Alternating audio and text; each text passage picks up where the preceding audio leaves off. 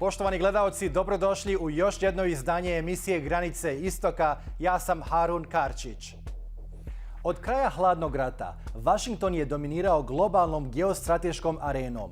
Njegov politički i vojni utjecaj proširio se na sve dijelove svijeta i zalagao za jačanje demokratije i ekspanziju Sjevernoatlantskog saveza. Nije se ustručavao upuštati u vojne sukobe na Balkanu, Bliskom istoku, Srednjoj Americi ili Africi, jer nije strahovao od reakcija konkurentskih sila. Ipak, invazija na Ukrajinu predstavlja prvi veliki sukob koji u svojim reperkusijama odražava naznake trodimenzionalnog geostrateškog sistema. Rat u Ukrajini već je potaknuo SAD da premjesti više vojnika u Europu i preispita nivo izdataka za odbranu. Prije razgovora sa našim gostima, pogledajmo uvodni prilog iz Ukrajine. Neki ih nazivaju neonacistima, dok drugi kažu da su jedna od najjačih borbenih jedinica Ukrajine. Puk Azov formiran je 2014. godine tokom ruske aneksije Krima. Počeo je kao dobrovoljačka jedinica povezana s ekstremno desničarskim grupama, koja je potom postala dio ukrajinskih oružanih snaga. 2016. godine UN ih je optužio za kršenje međunarodnog humanitarnog prava. 2019. 40 članova Američkog kongresa bezuspješno je pokušalo proglasiti Azov stranom terorističkom organizacijom. Tokom ovog rata postali su glavna borbena snaga u opkoljenom južnom gradu Mariupolju. Počeli smo razgovor s pitanjem jesu li neonacistička organizacija. Na preveliki žalj obraz Našu sliku kao neonacističke grupe kreirali su Rusi 2016. godine nakon što je Azov oslobodio Mariupolj od ruske okupacije. Naši dobrovoljci postali su dio zvaničnih ukrajinskih snaga. Postoji video snimak na kojem pripadnici vaše jedinice premazuju metke svinjskom masti kao uvredu za muslimane koji se bore za Rusiju. Zbog takvih stvari izgledate kao nacisti. Postoje muslimani koji se bore na našoj strani porijeklom iz Azerbejdžana. Eto vam jednog kontraprimjera za te optužbe. Ipak, kada se u međunarodnim okvirima govori o puku Azov, povezuju vas s neonacizmom. Kako se nosite s tim? To je ruska propaganda koja se proširila cijelim svijetom. Nije iznenađujuće da su kreirali takvu sliku o nama. Zato javno poručujemo, dođite i razgovarajte s nama, vidjet ćete da nismo nacisti. Puk Azov zna da ima problem s neonacističkim imidžom, međutim, za njegovu promjenu potrebna je podrška njegovih čelnika, od kojih se za mnoge sumnja da imaju veze s ekstremističkim grupama. Ruske snage su nekoliko kilometara odavde, ali Puk Azov mora voditi još jednu bitku ako žele promijeniti imidž iz neonacističke organizacije u nacionalnu borbenu snagu. To bi za njene pripadnike moglo predstavljati mnogo težu borbu. Idemo sada do Istanbula gdje se nalazi turski novinar i politički komentator Ardan Zentürk. Sayın Ardan Bey, günaydın ve Al Jazeera Balkanlar kanalına hoş geldiniz. Şimdi Zelenski'nin Ukrayna'yı uçuşa yasak bölge ilan etmeye yönelik çağrıları NATO tarafından karşılık bulmadı. NATO Ukrayna'da neden uçuşa yasak bölge ilan etmiyor? Öncelikle Saraybosna'ya merhaba diyorum. Benim için Bakü ve İstanbul'dan farkı olmayan bir şehir ve böyle bir programa katıldığım için de çok mutluyum. Zelenski'nin NATO'yu çağırdığı o olay, yani Rusya'ya karşı Ukrayna hava sahasının kapatılması konusu, esasında Amerika Birleşik Devletleri ve NATO'nun tüm üyelerinin kaçındıkları bir konuya yol açabilirdi. O da şu anda NATO bütün gücüyle Ukrayna ordusunun, ki kendileri NATO üyesi değiller, ama Ukrayna ordusunun kendi toprak bütünlüğünü ve siyasal egemenliğini koruması için bütün imkanlarını sağlamış vaziyetteler. Ama semanın kapatılması, yani hava koridorlarının kapatılması Rusya ile NATO ordularını doğrudan çatışmaya yöneltebilecek bir risk oluşturuyor. Ve görüyoruz ki NATO bunu istemiyor. Yani savaşın bir NATO-Rusya savaşı olmasına ve Putin'in çok sık olarak tekrarladığı gibi bir nükleer gerginliğe kadar uzanabilecek bir yayılmayı içermesini istemiyor. Onun için anladığım kadarıyla yeni savunma sistemleriyle hakimiyetin Rusya'da kalmasını önleyecek tedbirler arıyor. Tamam. Şimdi Rusya'nın Ukrayna'yı işgalinin etkileri sadece Doğu ve Batı Avrupa ülkeleriyle sınırlı kalmıyor. Ukrayna Savaşı Orta Doğu ile niye bağlantılı? Şimdi Barack Obama'ya çok teşekkür ederiz. Onun zamanında oldu bütün bu yaşanılanlar. 2015 yılında Rus Silahlı Kuvvetleri'nin Beşar Esed denilen diktatöryal rejimi ayakta tutmak için Suriye'ye müdahil olmasına, oraya inmesine izin verdi Barack Obama yönetimi. O sırada bugünkü Amerikan Başkanı Joe Biden da onun yardımcısıydı. Türkiye bunun kendi güvenliği açısından ne kadar büyük bir problem olacağını anladığı için 2016 Temmuz ayı ve Ağustos ayı itibariyle Suriye topraklarında 3 veya 4 tane büyük operasyon gerçekleştirerek en azından Beşar Esed'in ve Rus ordusunun varlığını iyi kötü kendi sınırlarından uzak tutmaya çalıştı. O dönemde açık ve net konuşacağım. Çünkü bunları konuşmamız gerekiyor. Evet, tabii. NATO müttefiklerimizden biri bile bize yardımcı olmadı. Aksine özellikle 2020 Şubat ayında bir gecede 34 Türk askerinin şehit verdiğimiz olaylar sırasında bile biz NATO müttefiklerimizi Rus ordusunun saldırıları karşısında yanımızda bulamadık. Buna rağmen Türk Silahlı Kuvvetleri önce Suriye'de, sonrasında da hatırlayacaksınız Trablus'taki meşru yönetimin çağrısı üzerine Libya'da Rus Silahlı Kuvvetleri'nin ve Wagner paralı askerlerinin ilerleyişini durdurdu. O sırada da Türkiye ne yazık ki NATO'nun güney kanadının hemen yanı başına yerleşen Rus askerleri gerçeği yaşanırken tek başına mücadele etmek zorunda kaldı. Birçok NATO müttefikimizin Rusya'nın desteklediği bir isyancı generalin yanında yer aldığını üzülerek gördük. Ukrayna'nın nüfusunun yaklaşık 1/4 bu savaş yüzünden yerinden edildi. 12 milyonun acil yardıma ihtiyacı var. Rusya bir ay içinde dünyanın en hızlı büyüyen insanı felaketlerinden birine neden oldu? Şimdi Rusya'nın burada iki büyük hata yaptığını görüyoruz başlangıç itibariyle. Birincisi Amerika Birleşik Devletleri Başkanı Joe Biden'ın ta Aralık ayından bu yana söylemekte olduğu, eğer Ukrayna'ya bir saldırı olursa ben buna askeri olarak cevap vermem, ekonomik yaptırımlarla cevap veririm sözünü bir nevi geçmiş 2015 yılında olduğu gibi bir yeşil ışık gibi gördüğüne inanıyorum. Yani ben bu savaşı başlatsam da 2014 yılında Kırım ilhakı sırasında Batı nasıl bana karşı parçalanmış ve çok küçük yaptırımlar uyguladıysa benzer bir senaryoyu ben tekrar yaşarım diye düşündü. Bu büyük bir hataydı. Çünkü Batı 2014 yılındaki o olaydan gereken dersleri çıkarmış ve kendi iç bünyesinde bir mekanizma çerçevesinde muhtemel bir Rus yayılmacılığına karşı ne yapacağının dersini çalışmıştı.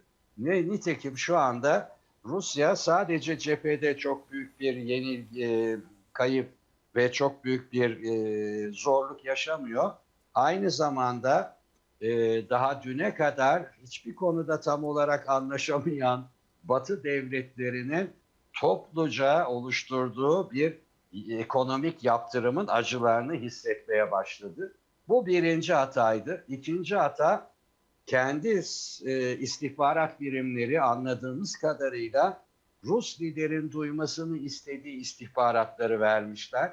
Ardan Bey, şimdi Rusya'nın Ukrayna'yı işgali yaklaşık 4-5 haftayı geride bıraktı. Rusya ne kadar ileri gidebilir? Yani çıkış yolu var mı? Şimdi tabii böyle bir durum gerçekten Rusya'nın beklemediği bir durum. Evet. Ama benim gördüğüm kadarıyla Batılıların, özellikle Amerika Birleşik Devletleri'nin öngördüğü bir durum. Ve bu çerçevede Batı, Rusya'nın şu anda yaşamakta olduğu kilitlenme içinde bir müddet daha çürümesini talep edebilir. Yani savaşın biraz daha uzaması ve bunun giderek bir bataklık haline dönüşmesi batılı güçlerin eline bir güç verebilir. Fakat bu tabii Ukrayna halkı için kabul edilebilir bir çözüm olamaz. Burada kimsenin kazanamayacağı bir savaşla karşılaştık. Yani bu donmuş bir çatışmaya dönüşebilir mi? İşte bunu zorlayacak güçler olabilir ama bu esasında donmuş bir savaş olabilir ama bu esas karakter olarak kimsenin kazanamayacağı bir savaşa dönüştü. Yani Rusya bir yıl içinde bütün Ukrayna'yı işgal etmiş olsa bile, diyelim ki böyle bir şey çok zor gözüküyor, bu bir Pirus zaferi olacak. Yani kazananın keşke kazanmasaydım, keşke bu savaşa girmeseydim diyeceği bir savaş haline dönüştü. O yüzden Batı'nın ve Zelenski ile birlikte Rus lidere bir çıkış haritası vermesi sorunun çabuk bitmesine neden olabilir. Ama Putin de biliyor ki Rus tarihi yenilenlerin ayakta kalamadığı bir tarih. Ta Kırım Harbi'nden beri, 1856'dan beri. O yüzden en azından kendi kamuoyuna ben bu savaşı başlattım ama bakın şunu da kazandım diyebileceği bir şey yaratmaya çalışıyor. O şey Donbas mı? O şey ne bileyim ben geniş bir coğrafyanın kontrol altına alınması mı? Ülkenin fiilen batı doğu diye ikiye bölünmesi mi? Onu zaman gösterecek. Ardan Bey, zaman ayırdığınız için çok teşekkür ediyorum. Ben de teşekkür ediyorum. Selamlarım. Hvala. Ukrajinski predsjednik Volodymyr Zelenski i ukrajinski narod očajnički traže da Zapad uvede zonu zabrane letenja nad Ukrajinom. Ali šta je zapravo zona zabrane letenja i zašto je toliko važna Ukrajincima? Pogledajmo mapu Ukrajine. Otkad je počela invazija na Ukrajinu, ruski avioni često bombarduju vojne, ali i civilne mete širom zemlje. Iako je ukrajinska vojska dobila veću količinu protivavionskih Stinger raketa, nije uspjela preuzeti potpunu kontrolu nad svojim nebom. Razlog je svakako manjak borbenih aviona ukrajinske avijacije. U vojnom kontekstu, zona zabrane letenja sprječava ulazak aviona u zabranjeni zračni prostor kako bi se spriječio napad. Ali, kao i za svaku zabranu, moraju postojati sankcije ako dođe do kršenja iste. U ovom kontekstu provodi se vojnim sredstvima, najčešće presretanjem aviona ili njihovim direktnim obaranjem. Ako, recimo, NATO odluči nametnuti i implementirati zonu zabrane letenja nad Ukrajinom, NATO snage bile bi primorane obarati ruske avione kada naruše suverenitet ukrajinskog zračnog prostora. To bi dakle dovelo do direktnog kontakta vojnih snaga NATO-a i Rusije, što u veoma kratkom roku može prerasti u ozbiljan sukob nesagledivih razmjera. Imajući to u vidu, NATO ne planira ispuniti želju ukrajinskog državnog vrha. Ruski predsjednik Vladimir Putin je na samom početku sukoba upozorio da će uvođenje bilo kakve zone zabrane letenja shvatiti kao čin sličan objavi rata. Također je, nakon intenzivnije priče o zoni zabrane letenja, stavio ruske nuklearne snage u stanje specijalne pripravnosti. U prošlosti su Sjedinjene Američke Države u više navrata implementirale zonu zabrane letenja. Nakon iračke invazije na Kuvajt i Prvog zaljevskog rata 1991. godine, SAD i koalicijski partneri uspostavili su na sjeveru i jugu Iraka zone zabrane letenja kako bi spriječili napade na iračke Kurde i iračke Šiite. Tokom rata u Bosni i Hercegovini, Ujedinjeni narodi su uveli zabranu letenja nad zračnim prostorom Bosne i Hercegovine, a tu odluku su implementirale NATO snage. Mnogo godina kasnije, Vijeće sigurnosti uvelo je zonu zabrane letenja nad Libijom 2011. godine, a tu odluku su također provodile snage NATO-a. Važno je naglasiti da su u sva tri slučaja Sjedinjene Američke Države bile vojno nadmoćne u poređenju sa državama nad kojima su implementirale zonu zabrane letenja. Idemo sada do Prištine gdje se nalazi Meliza Haradinaj, bivša ministrica vanjskih poslova Kosova. Meliza, hello and welcome to the Al Jazeera Balkans channel. Thank you so much for taking the time to speak to us. Now, when we talk about the possible repercussions Russia's war against Ukraine may have elsewhere, the Balkans is a region which many international analysts point to.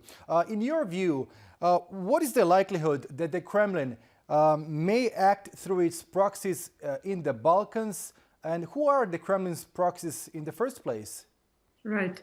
Thank you very much, Harun, for this opportunity to discuss this very important topic together today.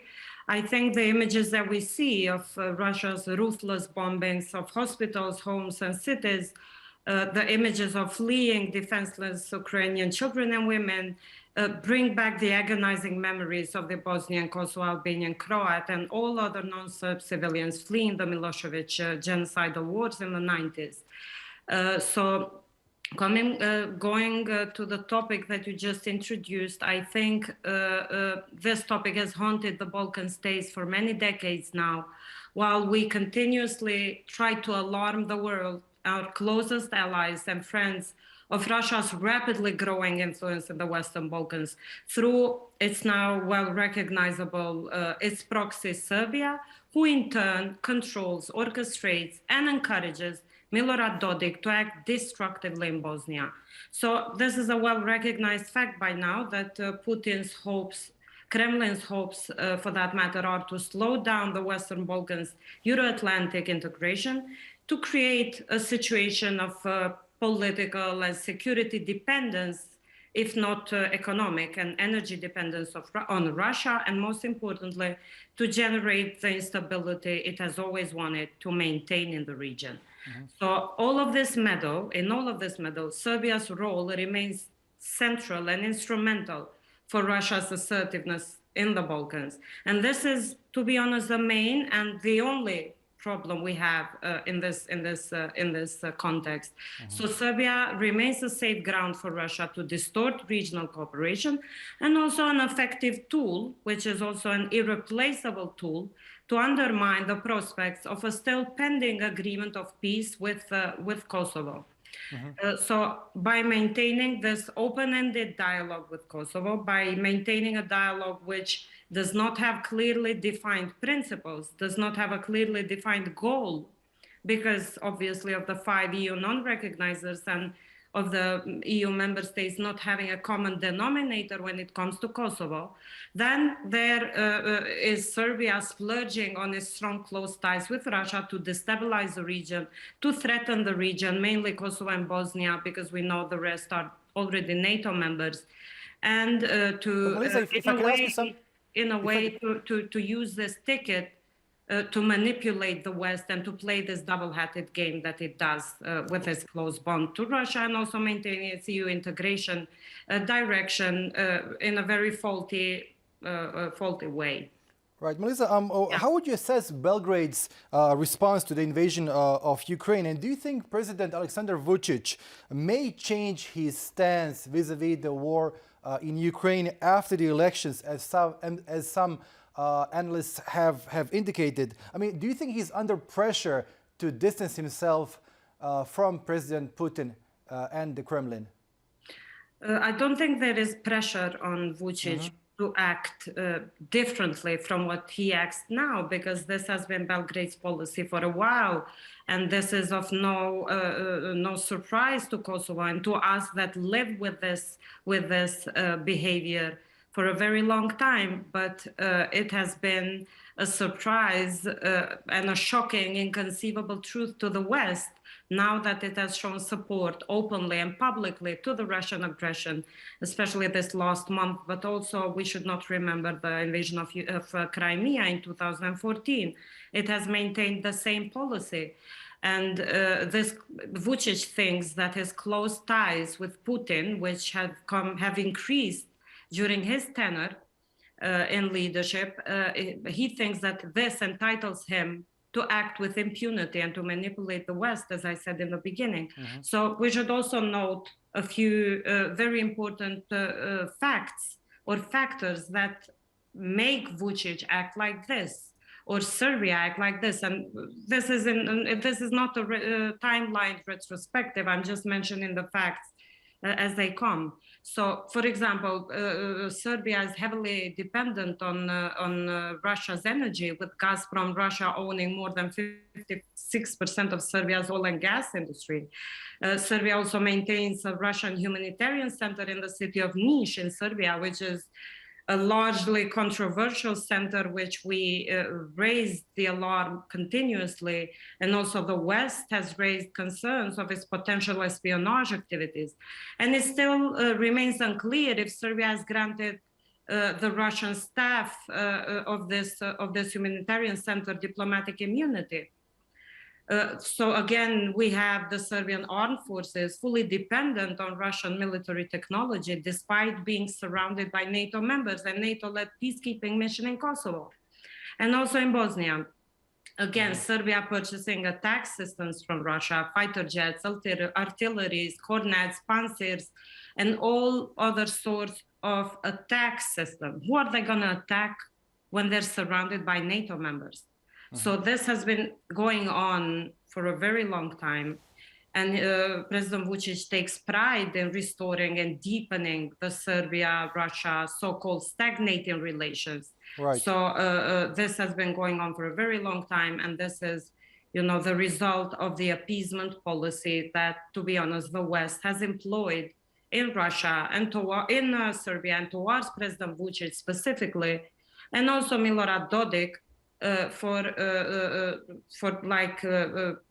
taking a blind eye on their policies that they maintained for the last decade. So we also have reports that Russia plans on opening a Russian defense ministry mission in Serbia, which is very concerning. And also just recently, Russians have exploited the Serbian backdoor loophole to avoid the EU flights ban. So now we have 15 direct flights from Moscow to Belgrade in a week. Right. So this what do you is think? a backdoor for Russia towards Europe. And it should be noted, Europe should take note. And I think now is the time and now is the momentum to use this opportunity and to see the reality as Serbia openly expresses it. And not count so Meliza, what do you think NATO should do, and how would you comment on the opening of the U.S. Special Forces base in Albania? I mean, has the U.S. realized that it is high time for it to consolidate its military and political presence in this part of Europe? So yeah, we can all recognize that there's a new reality emerging, and I think all the other Western powers are aligning or shifting or redefining itself in this new emerging reality. So we've seen Germany's milestone shift from its traditional, last decades foreign and military policy. Right. We've seen Finland and Sweden revisiting their NATO membership options. We're seeing the NATO eastern flank as well in a different perspective, and also the U.S. military is building of the regional base in Albania for U.S. Special Forces in the Balkans, which is a great news, to mainly prevent in my opinion, what has happened in Ukraine and to increase the interoperability of the NATO allies within the Western Balkans and closer to the border or to the non-NATO countries with which border with Russian proxies, in this case with Serbia, who are heavily orchestrated from Moscow. So this is great news, I believe, and this has been very well received in the region. And I think after all of this, NATO as well is going to need a new enlargement strategy to redefine itself and realign itself with the new reality that is emerging. And also it's finally time to tie up the loose ends and strengthen NATO borders, as I said, with Russia and its proxies. So Kosovo has publicly and openly expressed its concern, of course.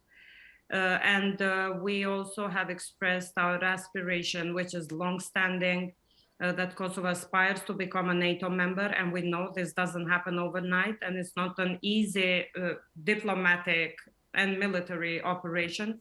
But in practical terms, it would mean facilitating Kosovo's joining of the Adriatic Charter and the Charter and Partnership for Peace, where Bosnia is already a member, and also moving fast forward closely with allies while Kosovo builds its NATO interoperable defense force. Right. Yeah. Right. Meliza Haradinaj, it was a pleasure speaking to you. Thank you so much once again for your time. Thank you. Thank you, Harun. It's always a pleasure. Thank you. Pored Balkana, ruska agresija na Ukrajinu vjerovatno će imati veliki utjecaj na rivalstvo SAD-a i Kine. Za sada, Kina je izgleda dobro pozicionirana da profitira od rata na više frontova. Peking sada može ne samo pružiti ekonomski spas Rusiji i na taj način učiniti Moskvu više ovisnom o sebi, već može i jednostrano djelovati u vezi sa Tajvanom. A sve to može dovesti do daljnjih eskalacija u Indo-Pacifičkoj regiji. Poštovani gledaoci, bilo je to sve u ovom izdanju emisije Granice istoka. Ako ste propustili bilo koji dio, emisiju možete pregledati na našoj web stranici balkans.aljazeera.net. Hvala na pažnji.